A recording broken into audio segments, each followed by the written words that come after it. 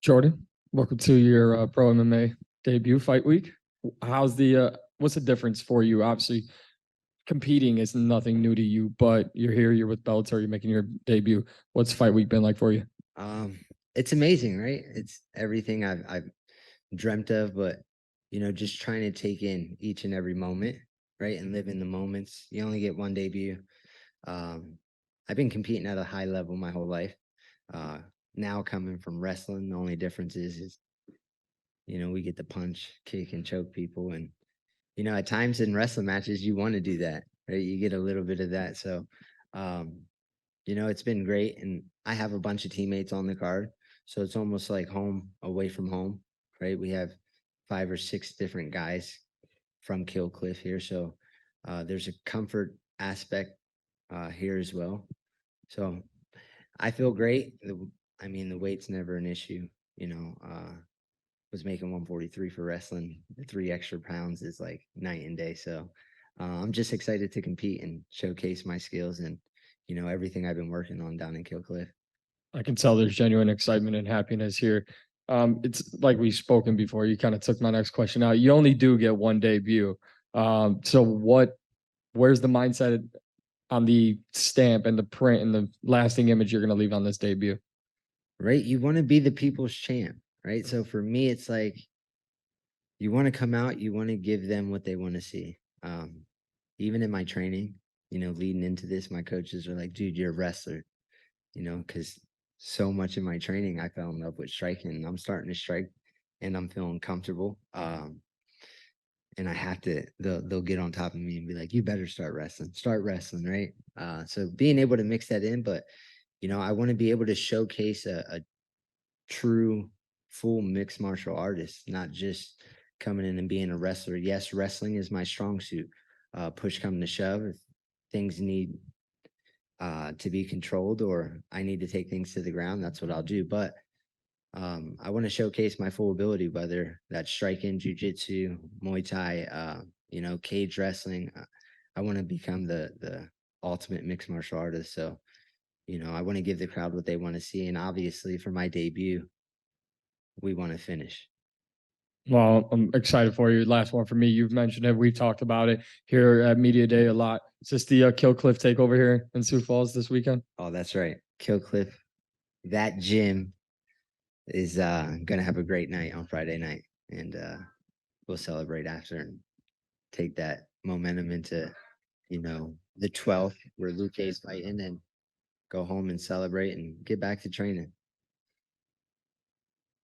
Hey, Jordan, Pat Dana from Combat Sports UK. So, despite this being your debut, you are 33 years old. Is this something that, looking back now, that you would have wished you did sooner, or do you feel like this was the perfect time for you to do this? Uh, in 2016, I almost made the change. Uh, I've invested 29 years of my life into wrestling, and to not, put myself in a position to win an Olympic gold was not acceptable for me. So there's some points where, I wish I would have did it earlier, but then again, this is my path. And I feel very, very comfortable and I'm still in my prime. Right. And the knowledge that I've gained through those years that I didn't make the change are helping me now. And on this day, right, for my weight cuts and just performing at a high level and just being ready to accept the mental capacity and the physical capacity of a fight. Yeah, no, the weight cut must be, not easy, but not something you're used to at this point. So I definitely, I get what you mean. The wrestling has, prepared you for this. So you actually hold multiple wins in wrestling over fellow Bellator fighter Bryce Meredith. Is that a fight you'd be looking to get in MMA at some point?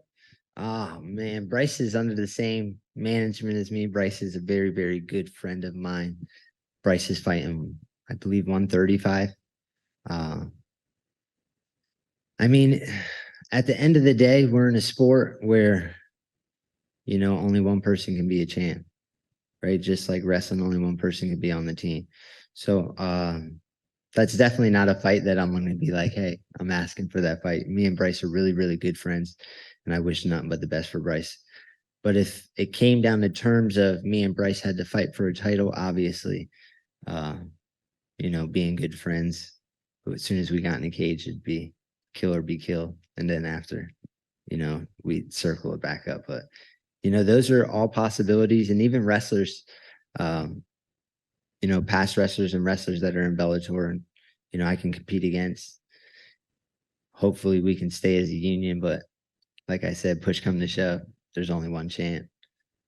So you had multiple wrestling matches against Brent Metcalf, Zane Rutherford, Joey McKenna, many more. Who would you say is your biggest rival from wrestling? Man, I would say biggest rival is Brent Metcalf, right? At the time, such a decorated collegiate wrestler, one of the most dominant, if not the most dominant in his era. And then his senior level, he was just a bear. And for me, I think I was like 1-6 against him, and all the matches were barn burners. So he was somebody that really pushed me and evolved me and helped me develop in my wrestling, inside and outside the room. It was a guy that I had to beat, right? But the record's 1-6, so I don't know if you would call it a rivalry, but if you watch the matches, they were all barn burners, and I wish I can always get them back. What's up, Jordan? Dylan Napoleon with New England MMA here. What did wrestling at such a high level in a prestigious school do to help you prepare for this mixed martial arts scene, more specifically professional mixed martial arts? Even the process of making the transfer to compete in MMA, become a mixed martial artist world champion, wrestling had already put me through this process. It's something that wasn't new. One reason I chose Oklahoma State is because of the coaching staff, right?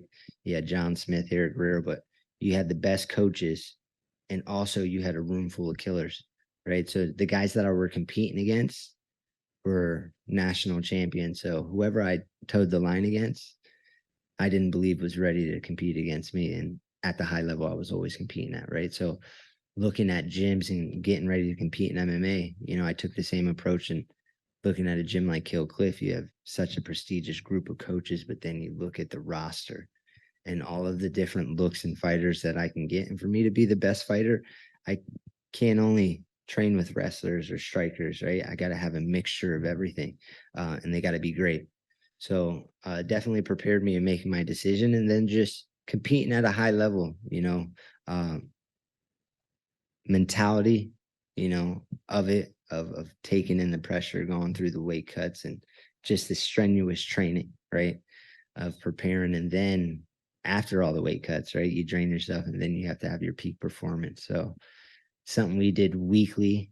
We were making weight and competing and wrestling 2 hours off the scale. So this is actually not too bad. So wrestling's prepared me, I think, much more than I even thought getting into MMA. Awesome. And speaking of Kill Cliff, obviously, like you said, it's a room full of killers. Is there anyone that you've kind of singled out or been working with more than others to help you get ready for this MMA debut? Man, it's just been teamwork. I've been working with all of the coaches from, Coach Hoove to Sean Soriano, Greg Jones, who's the wrestling coach, and Sean Strout and Dieter Navarro.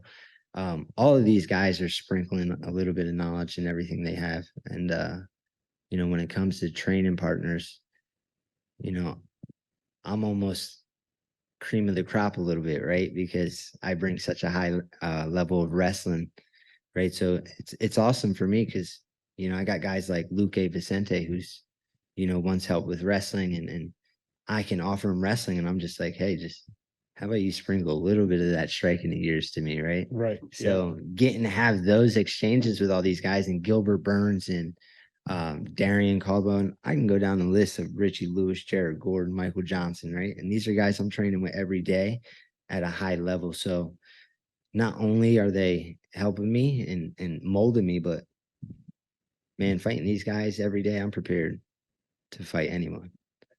What's up, Jordan? How you doing? We've talked a lot about wrestling. I'm gonna keep it going. How do you anticipate the nerves on fight night stacking up compared with the nerves headed into an NCAA championship wrestling match? Oh man, I think it's gonna be. I think it's gonna be more nerve-wracking than wrestling, right? Wrestling, I've competed for so long, so I knew what to expect. I knew kind of, even my opponents, I knew kind of what they brought to the table, their pace, right? So this is all new for me, right? I've had such nerves in competing on the Olympic stage and Olympic trials and US Opens and all of that. But I think this is going to be a lot more of an adrenaline rush. And it's weird because in wrestling, I would be nervous. The nerves started the week of. I'm not even nervous yet just because I feel like in fighting, there's a lot more I can control. And in wrestling, referees and different point scoring got in the way of that. And with fighting, you can control that a little bit more. A guy starts putting pressure on you or pace or whatever it might be. You can use strikes to take them down. There's a boatload of different opportunities, right? Mhm. But the adrenaline and the nerves, I believe, will be there on fight night, but they're a good thing. What can you tell me about guys like Daniel Cormier and Henry Cejudo and how they've influenced you throughout your combat sports career? I mean, those guys are who laid the blueprint, right? You have DC, who came from Oklahoma State, Henry Cejudo, who's a very, very good friend of mine that I've watched. And I talk to these guys every week, bouncing technique off of them, even just picking their mind. What'd you do for fight week? How was your weight cuts? What were you looking? Your rest days? And anything I can get knowledge-wise out of these guys. So they've been like two big brothers to me. So for me, it's an honor just being associated with them. So hopefully, I can repay them and, breaking their records. Nobody's asked the corny question, so I'm gonna go ahead and ask it since we're in the great state of South Dakota, of course, known for Mount Rushmore. I was wondering if you could tell me what your Mount Rushmore of NCAA wrestlers is, the 4 best Ooh, ever. 4 best. Well, I'm gonna say NCAA. You got Kyle Dake, number 1, right? 4-time champ, 4 different weight classes. Dude's unbelievable. Kale Sanderson. You have, I don't want to be corny and give all to the 4-timers. A guy that trains me now at Kill Cliff, Greg Jones, one of the best wrestlers I have ever seen. Don't know why he didn't go to the world level, but dude's amazing. And then I would probably say myself. I was gonna say Jordan Oliver. Thank you, man. It's a good one. That's it. Thank you guys. I appreciate it. Can I take a photo?